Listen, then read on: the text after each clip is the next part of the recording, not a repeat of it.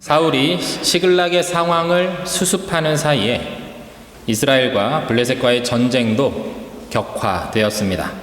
블레셋의 일방적인 공세에 밀려서 이스라엘 군대는 뿔뿔이 흩어지게 되었고, 사울과 그 세 아들들은 모두 전장에서 목숨을 잃게 됩니다. 다윗이 아말렉과의 전투를 통해서 빼앗겼던 재물과 빼앗겼던 사람들, 모두 그들을 되찾은 것은 물론 아말렉이 다른 곳에서 빼앗은 전리품까지 얻게 되는 그 동일한 순간에 사울은 그 아들들과 함께 비참한 죽음을 맞이하게 됩니다.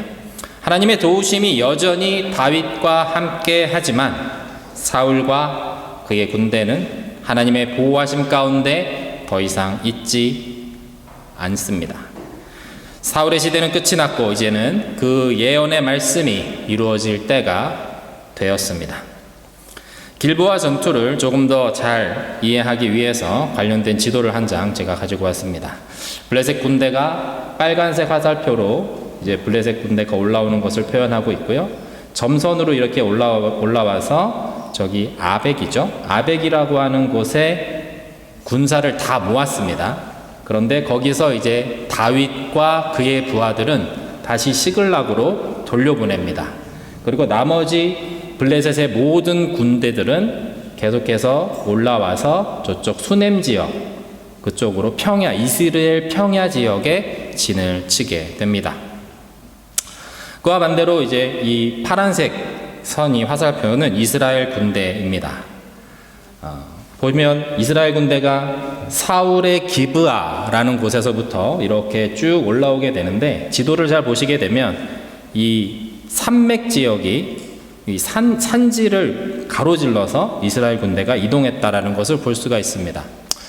블레셋 입장에서는 곧바로 그 이스라엘의 왕을 공격하면 되는 어떤 그런 전쟁의 양상일 수 있겠으나, 이 산맥이 너무나도 높기 때문에 저기서 전투를 치르는 것은 아마 블레셋도 이스라엘도 적당하지 않다라고 생각한 것 같습니다. 그래서 블레셋 군사들이 계속해서 올라가서 이스라엘 그 중부 지역에 있는 이스라엘 그 평야지대에서 이제 싸움을 걸고 그쪽 지역을 점령하고자 시도를 한 것이죠. 방어를 해야 하는 이스라엘 군대 역시 모여서 같이 계속해서 이 위쪽으로 올라와서 저쪽에 자리를 잡게 됩니다. 보시면은 수넴 지역과 이제 이스라엘 사이에서 이스라엘 진영 뒤편에 이제 산들이 있는데, 그 산이 바로 오늘 말씀드린 길보아 산이 되겠습니다. 오늘 본문 1절 말씀 한번 같이 읽어보고, 그리고 잠깐 또 다시 지도를 한 번 더 보겠습니다. 1절 말씀인데요, 한번 같이 읽어보겠습니다. 시작. 블레셋 사람들은 이스라엘을 쳤습니다. 이스라엘 사람들은 그들 앞에서 도망치다가 길보아 산에서 쓰러져 죽었습니다. 지도를 잠깐 한 번 더 보겠습니다. 보시면은 아까 이쪽 수넴 지역과 그리고 그 맞은편에 길보아 산 그쪽 언저리에 이제 산을 뒤로 해서 이스라엘 군이 이제 진영을 세우고 이제 일전을 벌이게 된 것이죠. 근데 이 블레셋의 공격을 다 받아내지 못하고 이스라엘 군대가 격파되면서 지금 보시면 화살표가 사방으로 이렇게 흩어지고 있습니다. 그래서 군대가 흩어지면서 대부분의 이스라엘 군대들은 뒤로 밀리면서 이쪽 뒤에 산지, 이 길보아 산 그 언저리에 이렇게 그쪽으로 도망을 가면서 계속해서 죽임을 당한 것이죠. 그러한 상황에서 이제 사울과 그 아들 역시 죽임을 당하게 되는 것이었습니다. 속절없이 밀려난 이스라엘군은 그렇게 뿔뿔이 흩어져서 산으로 그리고 도망가게 되었던 것입니다. 쫓아오는 블레셋 군대의 공격에 심한 타격을 입은 이 이스라엘군, 그리고 그 무너지는 이스라엘 군대를 보면서 블레셋 군대는 계속해서 이들을 전멸시키고자 세차게 공격을 퍼부어댔습니다. 블레셋의 군사들이 지휘관인 이제 사울과 그 아들들을 향해서 더욱 집중적으로 공격을 퍼붓게 됩니다. 결국 사울의 세 아들이 먼저 죽임을 당하게 되었고, 사울 역시 화살에 맞아서 치명상을 입게 됩니다. 사울은 자신의 죽음이 멀지 않았음을 느끼고 자신의 무기를 드는 종에게 이렇게 명령합니다. 오늘 본문 4절 말씀인데요. 제가 한번 읽어보겠습니다. 사울이 자기 무기를 든 사람에게 말했습니다. 내 칼을 뽑아 나를 찔러라. 그러지 않으면 저 할례 받지 않은 사람들이 와서 나를 찌르고 모욕할까 두렵구나. 그러나 무기를 든 사람은 너무나 두려워 감히 그렇게 하지 못했습니다. 그러자 사울은 자기 칼을 빼들고 그 위에 엎드러졌습니다. 사울은 자신이 치욕적인 죽음을 맞이할 것에 대해서 두려운 마음을 가지고 있었습니다. 고대 전쟁에서 적장은 사로잡히게 되면 심한 모욕, 조롱거리가 되거나 그렇게 하다가 비참한 죽음을 당하는 것이 일반적이었기 때문입니다. 그래서 사울은 자신의 종에게 대신 자신의 목숨을 거두어주기를 바랐던 것입니다. 그러나 겁에 질린 이 종은 사울의 명령을 따르지 못했고 결국 사울은 자신의 칼에 엎드러져서 스스로 목숨을 끊게 됩니다. 사울은 자신의 무기를 드는 종에게 할례 받지 않은 사람들이 와서 자신을 모욕할 것이 두렵다 이렇게 표현합니다. 단순히 적들이 자신을 모욕한다라는 것 이상으로 할례 받지 않은 자들이라고 말하면서 이들이 자신을 모욕하는 것은 죽기보다 더 견디기 힘든 일이라고 지금 사울은 말하고 있는 것이죠. 여러분, 할례는 하나님의 언약 백성이라는 표식입니다. 이스라엘 백성들은 아이가 태어나면 8일이 되는 때에 할례를 행함으로 그 아이가 하나님의 언약 백성이라는 표시를 합니다. 다윗도 골리앗과의 그 대결에서 골리앗을 할례받지 않은 블레셋 사람이라고 이야기하면서 이스라엘 군대를 모욕한 골리앗을 비난하기도 했습니다. 이스라엘 백성은 하나님의 백성으로서의 자긍심이 대단한 민족입니다. 사울 역시 이스라엘의 왕으로 자신의 정체성이 하나님의 선택된 언약 백성이라는 것 안에 있다라는 것, 그것을 알 수 있는 부분이 바로 이 부분이라고 할 수 있습니다. 사울은 분명 자신이 할례받지 않은 다른 이방 민족과는 다른 존재라고 생각하고 있습니다. 그러나 그러한 생각과는 달리 사울은 이미 하나님으로부터 버림받은 사람이었습니다. 그의 겉모습은 분명 할례의 흔적이 남아있는 하나님의 백성이었습니다. 하지만 그의 삶은 지극히 세상적이고 가나안의 방식으로 하나님을 섬기고 있었습니다. 우리가 함께 보았듯이 사무엘상 13장에는 사울이 블레셋과의 전투에서 사무엘을 기다리지 않고 직접 제사를 지내는 모습을 볼 수가 있습니다. 그것으로 인해 하나님께서 당신을 버리셨다라는 사무엘의 예언을 듣게 됩니다. 15장에서는 아말렉을 완전히 진멸하라는 하나님의 명령 역시 어김으로 그는 하나님으로부터 질타를 받게 됩니다. 사울에게는 하나님의 명령보다 앞서는 것이 있었습니다. 그것은 자신이 이스라엘의 좋은 왕, 능력 있는 왕이 되는 것이었습니다. 그는 인정받는 왕이 되는 것을 위해서 최선을 다했고 자신의 생각대로 그 일을 이루고자 노력했습니다. 그 결과 왕좌에 대한 그의 집착은 점점 더 심해져 갔습니다. 결국 사울의 말로는 그가 신접한 여인을 찾아가는 데서 그 절정을 이루게 됩니다. 블레셋이 이스라엘을 향해서 진군해 오고 있다라는 보고를 받은 사울은 군대를 모아서 그 진열을 갖춰놓고 한밤중에 진영을 떠나서 어디론가를 향해 가게 됩니다. 사무엘상 28장 3절에서 7절의 말씀을 세 번역으로 제가 읽어보겠습니다. 사무엘이 이미 죽어서 온 이스라엘 백성이 그의 죽음을 슬퍼하며 그를 그의 고향 라마에 장사 지낸 뒤였다. 그리고 사울이 나라 안에서 무당과 박수를 모조리 쫓아낸 때였다. 바로 그때에 블레셋 군대가 모여서 수넴에 진을 쳤다. 사울도 온 이스라엘 군을 집결시켜 길보아 산에 진을 쳤다. 사울은 블레셋 군의 진을 보고 두려워서 마음이 몹시 떨렸다. 사울이 주님께 물었으나 주님께서는 그에게 꿈으로도 우림으로도 예언자로도 대답하여 주지 않으셨다. 그래서 사울은 자기 신하들에게 명령하였다. 망령을 불러올리는 여자 무당을 한 사람 찾아보아라. 내가 그 여인을 찾아가서 물어보겠다. 사울의 신하들이 그에게 말하였다. 엔돌에 망령을 불러올리는 무당이 한 사람 있습니다.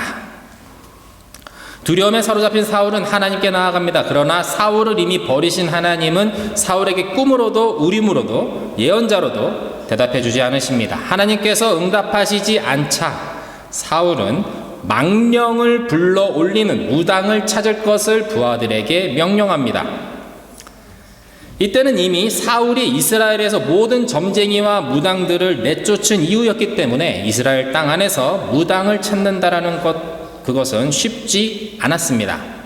사울은 망령을 불러 올릴 수 있는 한 무당을 이제 찾아가게 되는데 숨어있는 무당이었습니다.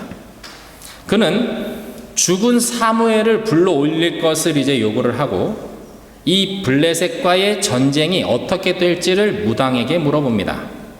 사울이 궁지에 몰리자 자신이 왕으로서 이스라엘의 왕으로서 율법에 따라 이스라엘 밖으로 내쫓았던 그 무당을 자신이 스스로 다시 찾아가게 된 것이죠. 사울은 하나님의 응답이 필요했습니다. 그러나 응답하시지 않았기 때문에 그 대안으로 무당을 찾아간 것입니다. 지극히 자기 중심적인 자기 필요에 의한 종교인의 모습을 보여주고 있는 것입니다.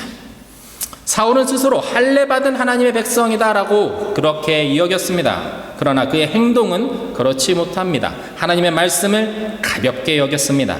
눈앞에 벌어지는 일들이 어떻게 될지 그거에만 몰두했습니다. 자신이 가진 권력을 지킬 수 있을지 그것에만 노심초사했습니다. 그래서 다윗을 끝까지 죽이고자 했고 그것보다도 중요한 나라를 다스리고 백성을 보호하는 그 왕의 책무는 방만하게 치루었습니다.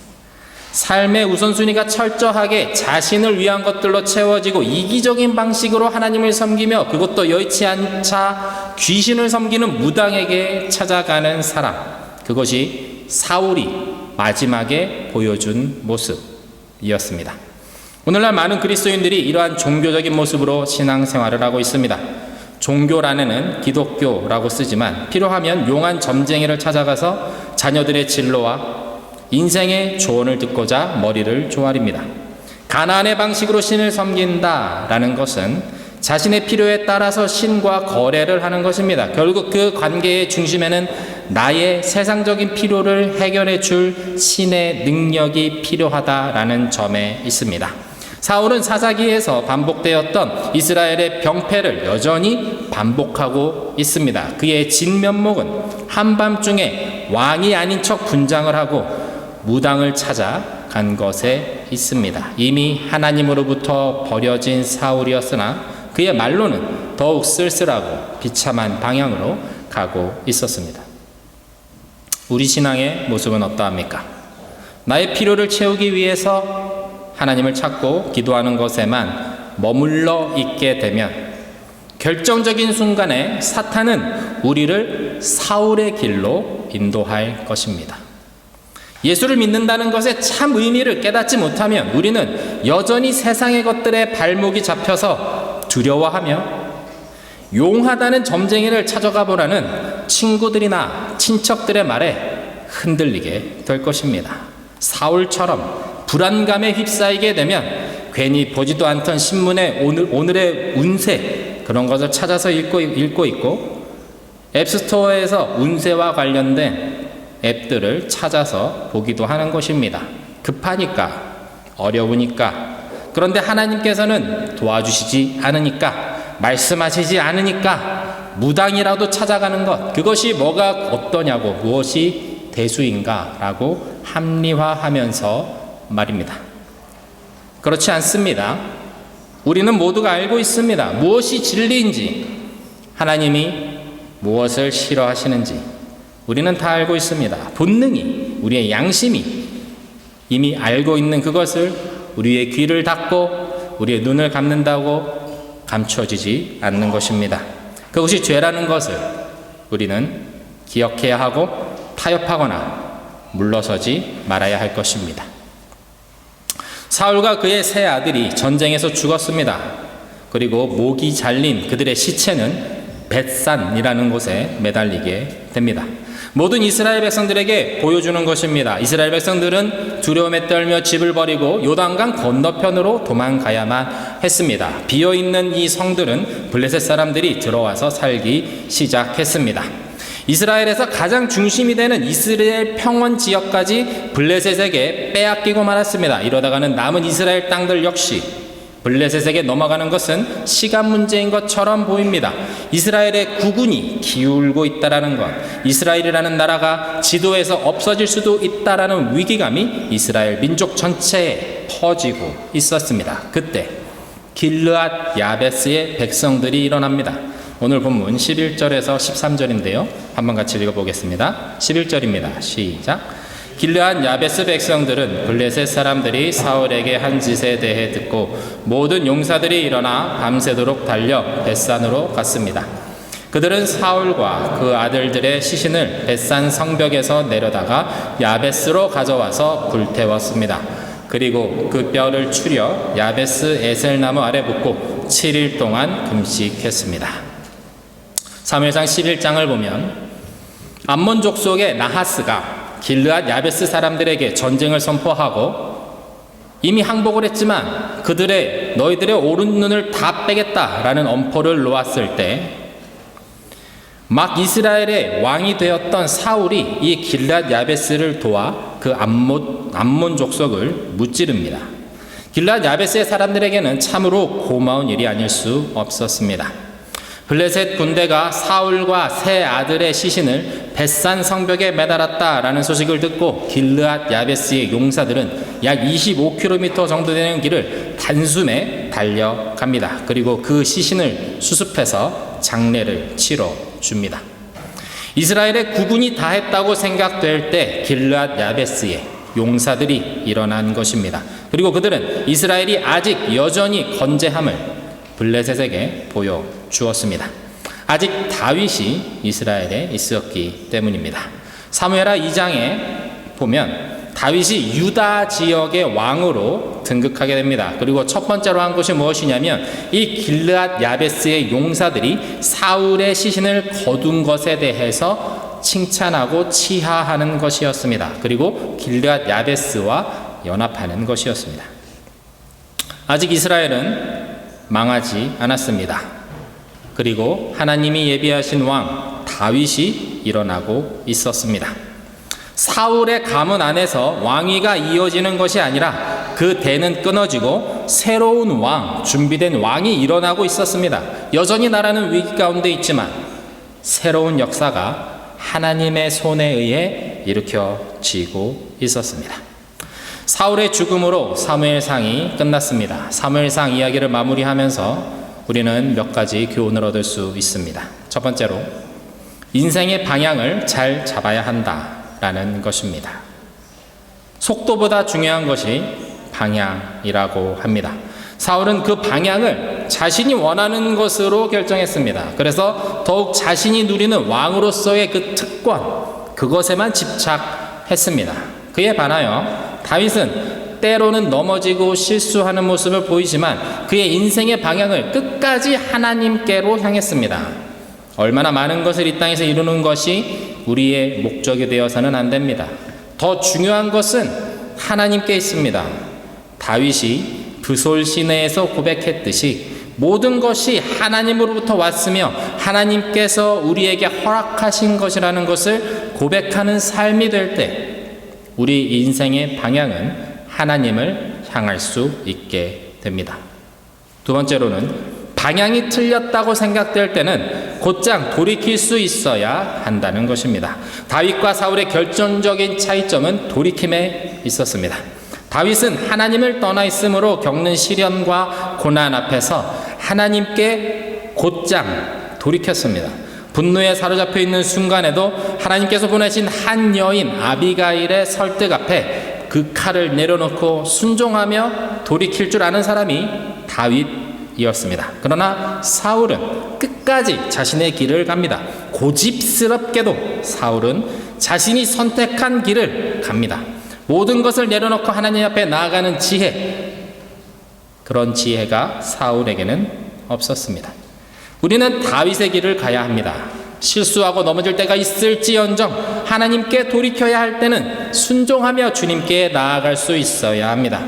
그것이 뻔뻔하다 느껴지더라도, 하느님 앞에서 면목 없다 생각되더라도 우리는 주님 앞에 나아가야 합니다. 그것이 우리의 유일한 살 길이기 때문입니다. 세 번째로는 믿음으로 인내할 줄 알아야 한다입니다. 사울은 인내하지 못했습니다. 그의 인내하지 못함으로 일을 그르쳤습니다. 사무엘이 오지 않자 제사를 드릴 수 없는 그런 상황임에도 불구하고 병사들이 진영에서 이탈하자 결국 사울은 자신이 제사를 드리기로 합니다. 반면에 다윗은 자신의 가족이 아말렉에 끌려간 그 상황에서도 하나님을 의지하여 길을 멈추고 버려진 이집트 종을 도와줍니다.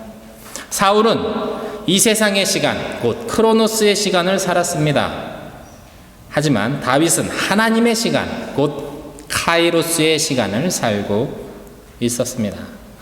믿음은 인내하게 합니다. 상황이 어렵더라도 모든 것이 하나님의 손 안에 있다라는 것을 기억하며 고백하며 그 시간을 버텨낼 수 있게 합니다. 믿음으로 인내할 때 우리는 다윗의 길로 갈 수 있습니다. 사랑하는 민혜복음교회 성도 여러분, 다윗의 길에 서시기를 축복합니다. 사울의 길에 서 계시다면 돌이켜서 다윗의 길로 가시는 저와 여러분 되시기를 주님의 이름으로 축원드립니다. 믿음의 길로 걸어가시기를 부탁드립니다. 하나님은 살아 계십니다. 하나님은 살아 계십니다. 하나님은 살아 계십니다. 상황이 어떠하든, 나의 감정이 어떠하든 상관없이 하나님은 여러분의 삶을 이끌어 가시고 하나님께서 계획하신 그 당신의 역사, 하나님의 역사를 친히 이끌어 가시는 분이십니다. 그리고 우리에게 당신의 거룩하심과 그 아름다우심을 즐거이 나타내 보여주시는 분이십니다. 그 하나님을 의지하며 오늘도 담대하게 세상 가운데 믿음의 삶을 살아내시기를 주님의 이름으로 축원드립니다. 이 시간 함께